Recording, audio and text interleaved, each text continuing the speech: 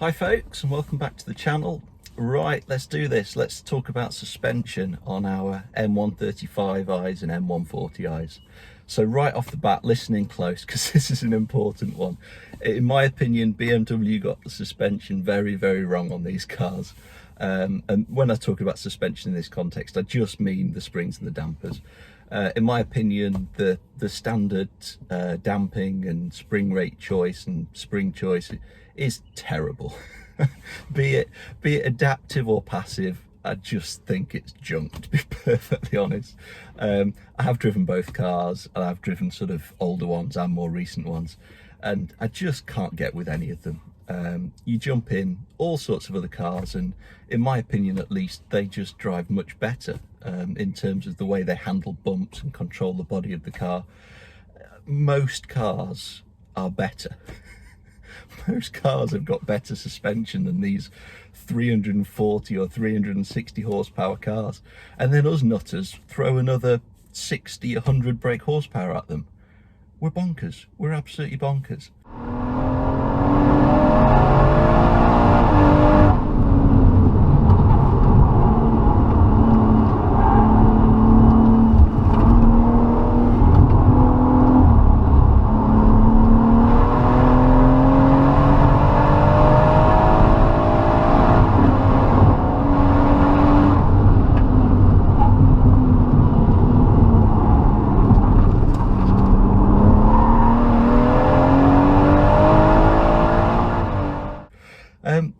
So where does the problem lie? The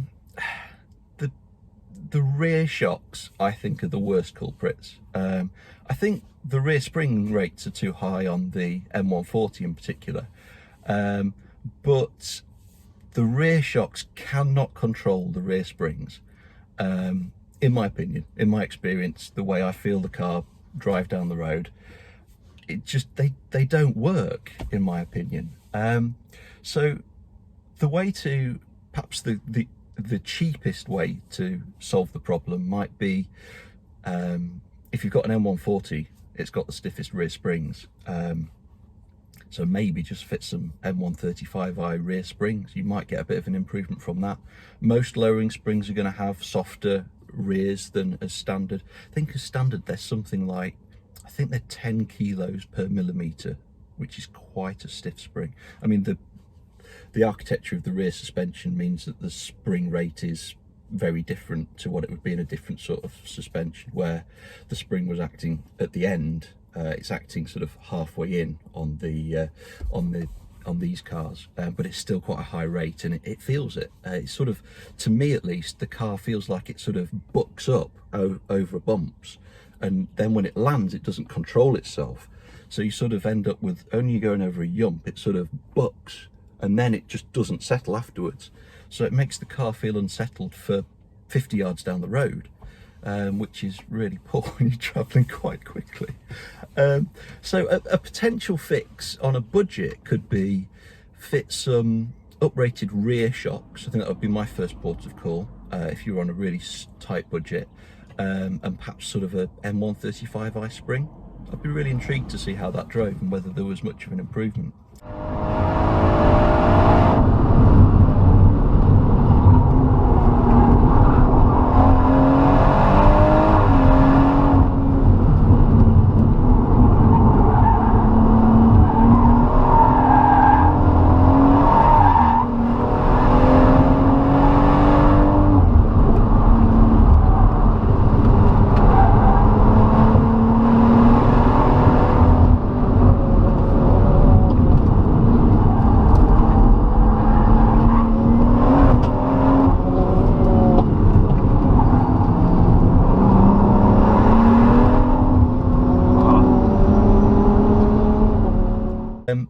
The answer, the reason I'm making this video, is to sort of provide a bit of guidance on how to improve the suspension on these cars, and the answer appears to be fit Bilstein suspension.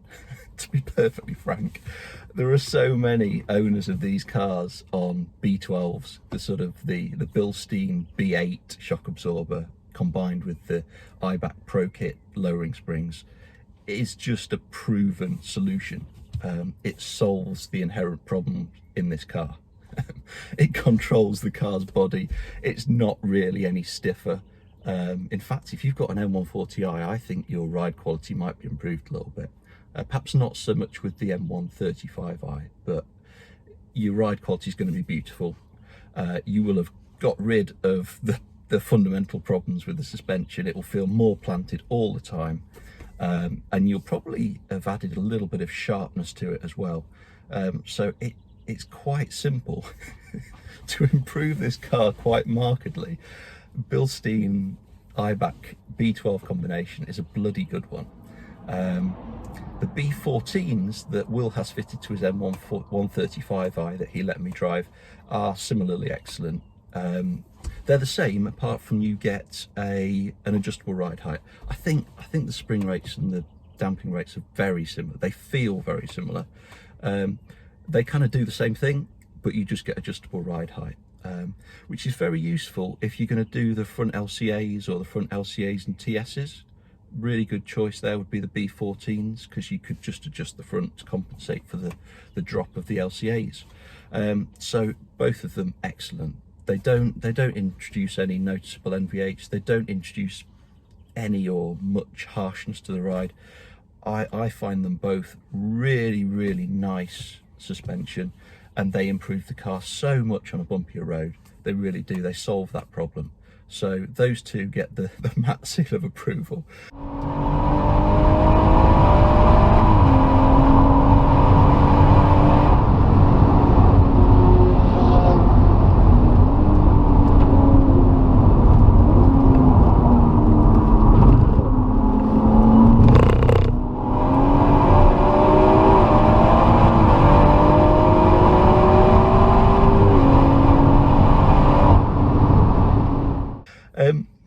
Beyond that, KW V1s or ST X suspension, they're probably the same thing packaged slightly differently.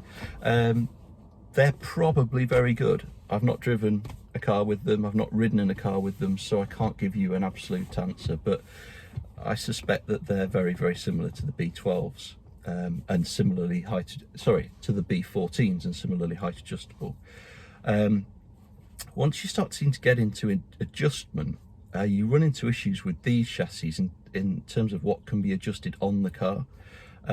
So I really like Koni's sport shock absorbers, and as a normal course, I would have probably put Eibach springs and Koni sport shocks on this. However, you can't access the top of the struts in the F20.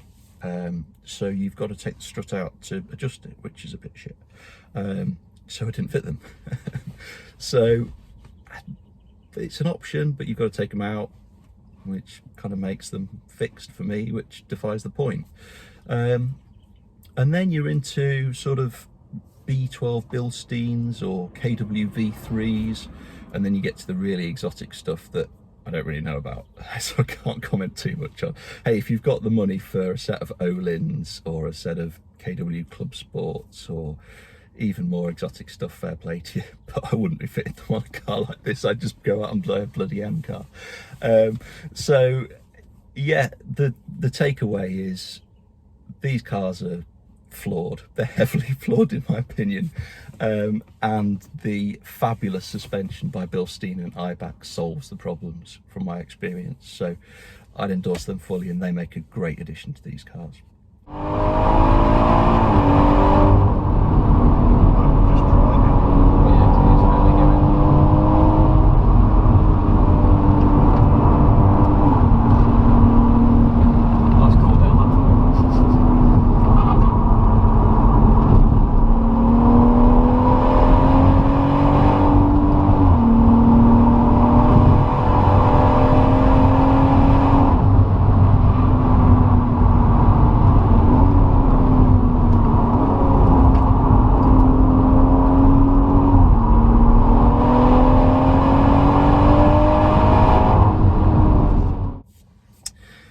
On the track, things are a little bit different. Something like a B12, probably a B14 as well, will probably not be stiff enough and dynamic enough to really do what you want from a car like this on track. And you'd also probably want camber adjustment at the front so that you can sort of get your tyre wear right and maximise your grip levels. Now, an interesting option with those sets of requirements are the likes of Meister, BC. They make some, in my experience, very, very good sort of mid-range price-wise coilovers that are adjustable, and they are adjustable on car in this chassis, but they come with camber plates, which makes them quite good value if you're going to track your car. So I think for about £800 you get a coilover that has adjustable damping and the all-important camber adjustment. I think camber plates are typically sort of £300–400 on their own, and so they can soon really add to a coilover setup. So those sort of options come to life when you want to use your car on the track. I had Meister GT1s fitted to this car previously when I was using it on track more, and they did the job very well, but as a daily driver, when you're doing more miles, or if the surfaces around where you live aren't that great, I personally found camber adjustable plates a bit painful. The NVH from them, it is noticeable. There's no two ways about it. If you daily your car, my advice is don't fit adjustable camber plates. Some people fit them and don't notice any difference. I don't know if it's just the spherical bearings that vary from unit to unit. It's not even the quality, because some expensive ones make a hell of a lot of noise as well. I really don't know what it is, but a lot of people with camber plates report a lot of NVH. I mean, even through the lifespan of my Meister R's, having had them fitted on the car for probably 6 months or so, probably a year in fact, the noise would go up and down through the sort of the life cycle of the bearings, I can only imagine. So perhaps as they're better lubricated or less well lubricated, or get little bits of dirt in them, the NVH increases and decreases. But for me, in the end, it wasn't tolerable for me, so I fitted some different suspension to my car. As a daily, one of the most important things for this car is kind of don't ruin it, don't fuck it up. And so I went back to an OEM top mount to get that really nice insulation from the road noise and outside noise. And to me, it's made the car more peaceful, it's made it more enjoyable, and a much better daily driver. It's not as good on track because you've not got that camber adjustment, it's not as focused a setup, but this car is my daily driver, so it needs to do that best first and foremost. So yeah, if it's going to be a track car, the Meister CRD's very good. I have lots of experience with Meister on other cars as well, and I wholeheartedly recommend them. And BC coilovers, they probably make a very similar coilover for similar money that does very similar things.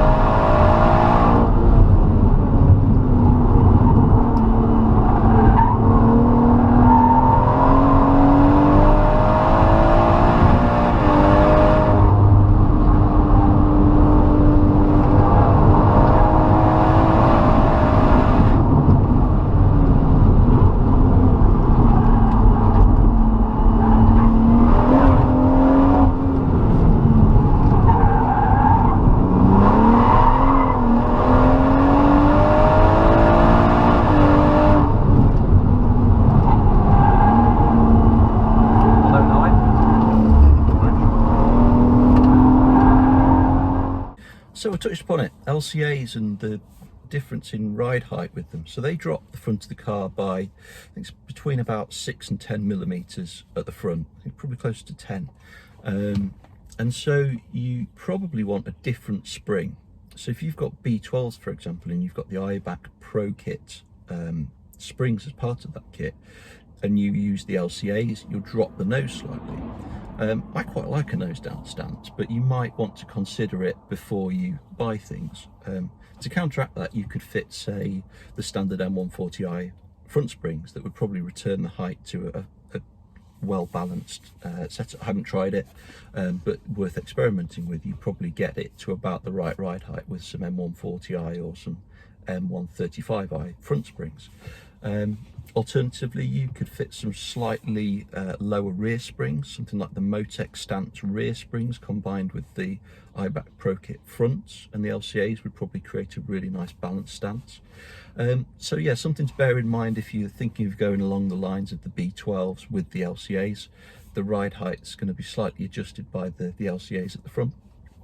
So the standard dampers are so bad that I was going back to standard and lowering springs when I was having the Meisterage revalved, and I was like, I really don't want to do this. So I went out and, as an experiment, I bought some FK non-adjustable shocks, just to find out. They were like 70 quid or something, 75 quid I think, just to find out, are these better, are these worse than the BMW shocks? Because I thought you couldn't possibly get worse than the BMW shocks. And to my mind, the FKs were a better shock absorber. They really were. They just controlled the car better. The car flowed better over bumps and settled quicker after bumps with the FKs on, for the sake of, I don't know what, 30 or 40 quid's worth of rear shocks in particular. It was better. Now, for the H&R springs that were fitted on this car at the time, those shocks were too soft, so you bottomed out the shock more often on those springs, because they just lowered the car too much for those shocks. So I would say, if you're looking at a really budget conscious setup and you fancy trying the FKs, I wouldn't go any lower than the iBack Pro Kit lowering. For me, you're just bottoming out too much on the shock, because they're a little bit softer than the standard shocks. But they rode the bumps better. The car felt better controlled and more planted after bumps. So for me, they were an improvement, a very cost-effective one. The question mark I would have would be about the longevity of the FK shock. How durable they prove to be over 10, 20, 40, 60,000 miles. Probably not very durable, but they're very cheap, so you can't have your cake and eat it.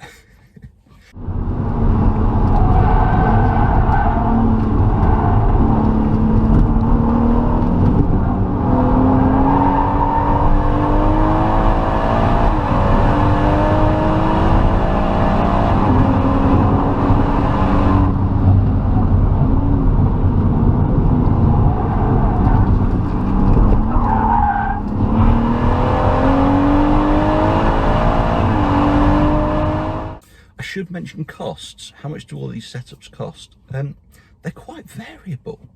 So one of the best place to buy a lot of these parts for your car is from Autodoc. They seem to be quite often the cheapest sellers available for some of these parts. And B12 kit, B14 kit can often be found on Autodoc for a good price. Autodoc run constant promotions. If you subscribe to their mail, they'll send you almost daily mails with their discounts and their special offers. But if you keep an eye out, you will eventually see a very good deal, and the price is variable on top of the deals. But if you keep an eye and you're diligent, you check in almost daily at the price on Autodoc, you can get some really good prices. It seems high at the moment, it really does. I think I checked in today just for a current view of prices, and the B12s were about 750 quid. I think the B14s were like £1,000 or 950. That's quite a lot. To be honest, I would shoot for 600 or less for the B12s, try and find them for that money. B14s 750 or less, maybe 800 or less. Like I said, they do go up and down, but I've definitely seen B12s sub £600, and I've definitely 100% seen the B14s for 730 on Autodoc. On top of that, Bilstein tend to run every year a summer sale on their products. Last year it didn't include the B12s, it had the B14s, and Will took advantage of that offer.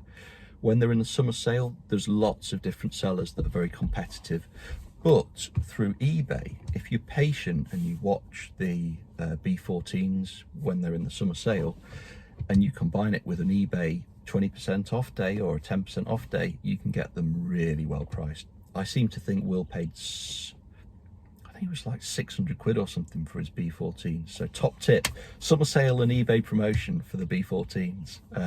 But yeah, keep an eye on prices, do your research. You can get them for really good money. I personally think £1,000 for B14s is a lot of money, and I think 750 or 800 quid for B12s is a lot of money. So just be a bit patient and bide your time, and you'll find them for a good price.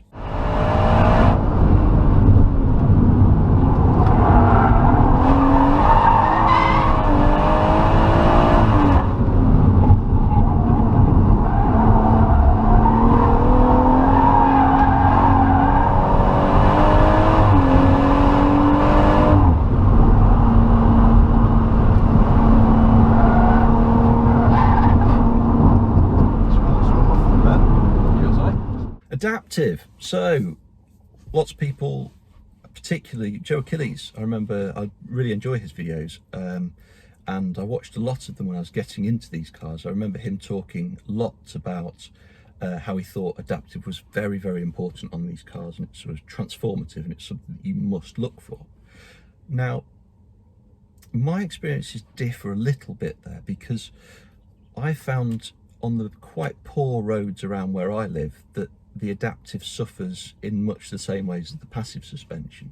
So I don't think that they control the car very well. I don't think they control the rear springs on an M140i very well, not even on the M135i either. I just don't think they're up to the task. So my guidance for people with adaptive is genuinely get it coded out and fit a passive B12 or similar setup. Your car will be a better car all the time. And yes, you lose the ability to change settings, but in my opinion, the adaptive setups are flawed regardless of what setting you're in. The M4 that I owned previous to this, in fact simultaneously, I never drove it in the firmer setting. In fact, I owned two M4s and I never drove either of them in the firmer setting. They were both driven in the softer setting all the time, because on the road it was better suited. So I didn't really benefit from those being adaptive. And like I've said, I'm convinced that B12s will be a better setup all the time, regardless of where your button is on your adaptive setup. You can get it coded out for not much money at all, and so you don't need to go for these posh adaptive Bilsteins or KWs. In my opinion, they're probably a bit of waste of money for how much money they are. I haven't got experience with them, I must caveat that. It just seems a lot of money to me for what you're fitting. I'd just code it out, fit a set of B12s, B14s, and be done with it. Spend the money elsewhere on the car, stick a diff in the car. That'll make it 10 times better than the difference between the B14s and the really posh adaptive Bilsteins. Another one is Bird's B1 kit. Now this uses I think I'm right in saying it uses a Bilstein shock. I think it uses an IBAC spring, albeit both of them are tailored to Bird's exacting specifications. Now, Birds are a company I've got the utmost of respect for, so I haven't driven a car on the B1 suspension or any of their packages, but I can say with loads of confidence that they are probably absolutely exceptional. I have no doubt they've been developed on UK roads by experts, so if you can afford the B1 package, it will be a beautiful road setup. I have no doubt about it at all. I don't think I need to drive one to know from all the reviews I've read over the years and from the clear expertise that they have at Birds. It will be nailed down, no doubt about it.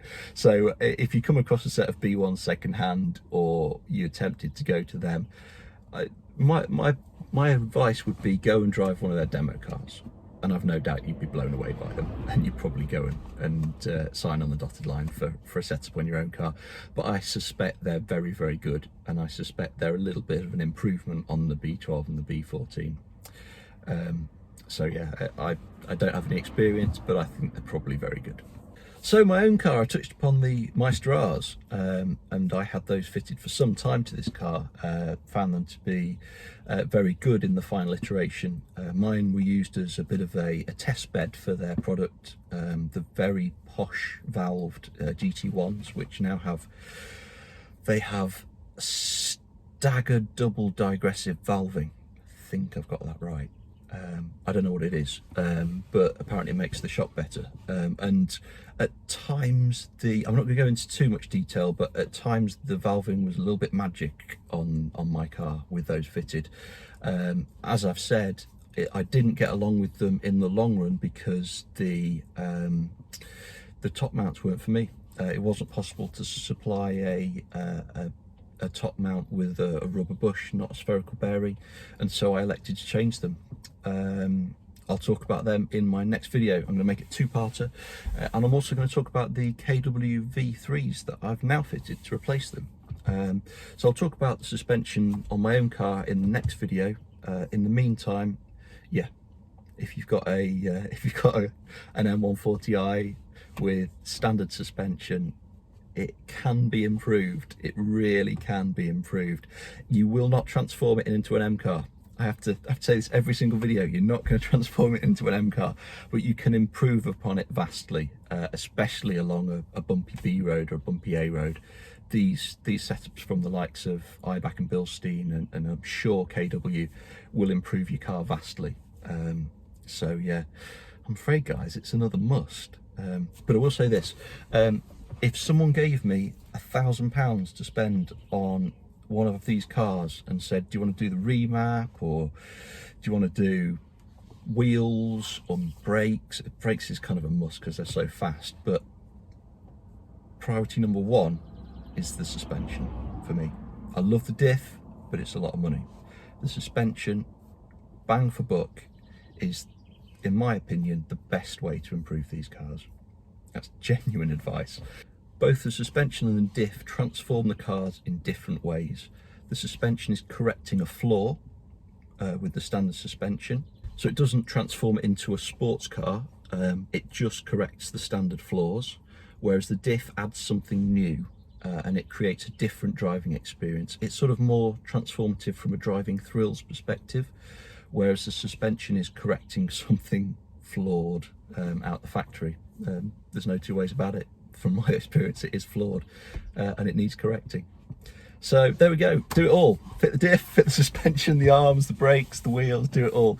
Be like me, you've spent a small fortune on a junior M car, and you probably could have afforded an actual M car.